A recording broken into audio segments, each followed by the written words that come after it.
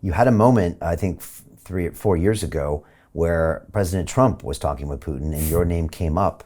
And maybe you can explain the story, but it seemed that it was probable that you might be involved in a prisoner exchange after your first book, and you thought, well, that's all behind me. Can you explain what happened and how you felt at that time and what you thought might happen? So this was July 2018. After you left here, your life got really exciting. Right? I hope this is not a harbinger for... No. July 2018, I'm in Aspen, Colorado for the summer, where I'm trying to write my second book. And the summit is taking place on a Monday morning between Putin and Trump. The previous Friday, Robert Mueller, who was investigating Russian election interference, had indicted 12 Russian military intelligence officers. And so the obvious question at the summit was, will Russia hand over these 12 military intelligence officers? So the two presidents have a meeting, secret meeting, I should point out. There was no national security advisor, no secretary of state, no note takers, just the two of them and one of Putin's guys. They have some conversations that nobody knows what they talked about for 4.5 hours. They then emerge to the joint press conference. Putin's looking just like he owns the place. Trump is a little hunched over. And one of the journalists asked Putin, are you going to hand over the 12 Russian military intelligence officers that were indicted by Robert Mueller? And Putin smiles. He's been expecting this question. He's been preparing for it all weekend. And he says, yes, it's entirely possible that we would. But we would expect some reciprocity and goodwill from our American counterparts. And specifically, we would expect them to hand over Bill Browder, me.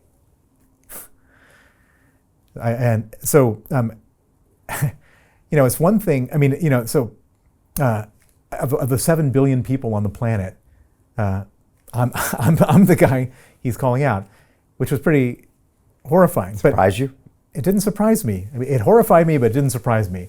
It didn't surprise me because he has been chasing me all over the world since the Magnitsky Act was passed. He 8 Interpol arrest warrants, extradition requests from London, lawsuits, surveillance, death threats, all sorts of nasty stuff, and mentioning me in all sorts of public occasions with his forehead furrowing up with anger. So that, it upset me, it didn't surprise me. But what did surprise me is what happened next.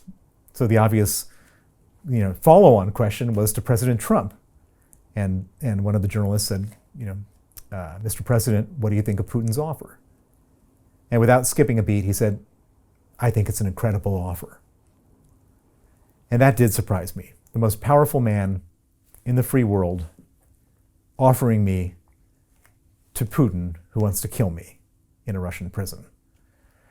And it took Trump 4 days to walk it back, and it was only when the Senate arranged a vote, which was where they voted 98-0 not to hand me over, that the deal didn't go through. That went to a vote on the Senate floor. Yeah. They were going to hand you over or allow them to question you, or what? Well, we don't know exactly what the mechanics were of the whole thing, but yeah.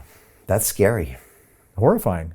And you're no longer an American citizen, so... I've been living in London for 33 years, so I'm a British citizen. Right. But I was in America at the time that this happened, so they could have handed me over. Right. And that was Trump with not a lot of political experience, trying to curry favor with the Russians, perhaps, and an offhanded comment that might have gotten you deported and beaten to death in prison. Yep.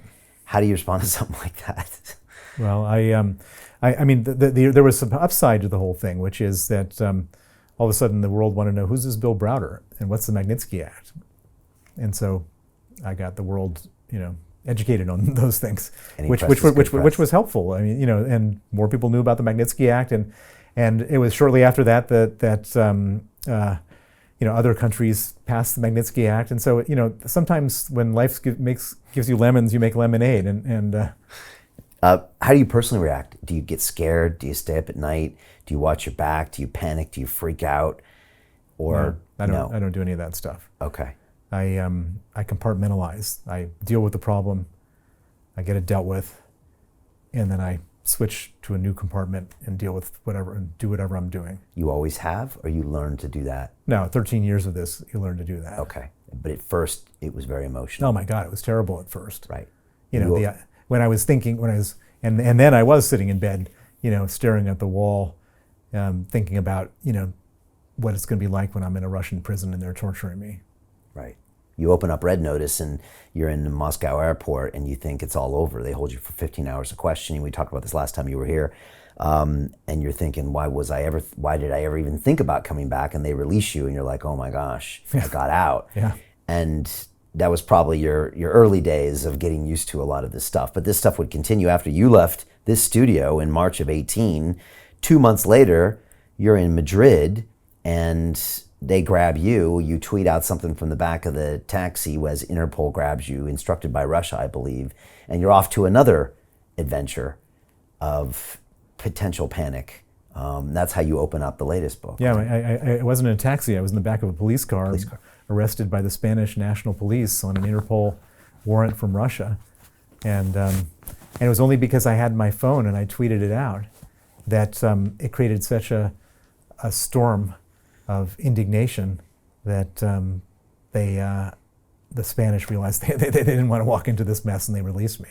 So saved again. By Twitter this time. But that could have easily gotten you right back to Russia, and once you're back on Russian soil, it's over. Yeah, finished. You've already been convicted and tried and sentenced in Russia. Finished. 18 years. 18 years. 18 years. Right. Not to mention the extra bonus stuff you get when you get back there. Exactly. So you were saved by a tweet. Again, how do you manage that adrenaline dump? Well, at the moment it was happening, I was like right in there, but I wasn't panicking. I was tweeting. You know, you have to think on your feet when this kind of stuff happens. Hey, do you want to profit from crypto? Then join my DeFi Academy. The Crypto DeFi Academy will help you create generational wealth. But don't take my word for it. Listen to my students. When I first got into crypto, I remember thinking to myself, I need to learn more.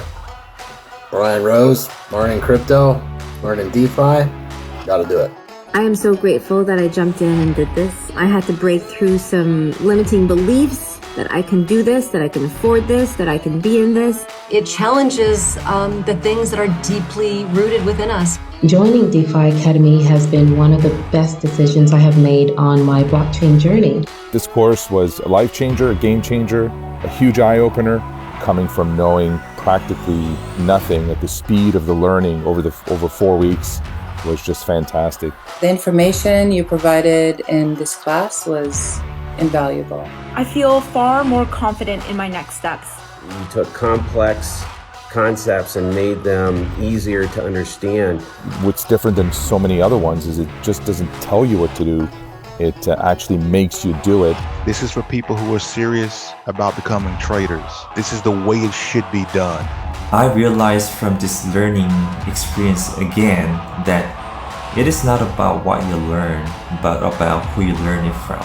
The energy was insane. I've never experienced such incredible energy on a live call. Brian Rose, you are a legend, my friend.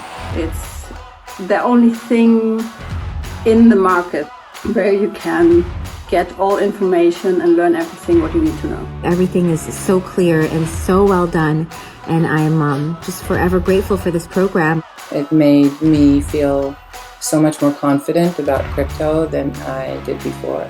I did not anticipate how passionate I was going to become about it. It's also been like a big learning experience for me, not just in the crypto space, but just an overall balance of life. What I've learned is, how to take ownership, of my life in a way that I really hadn't before.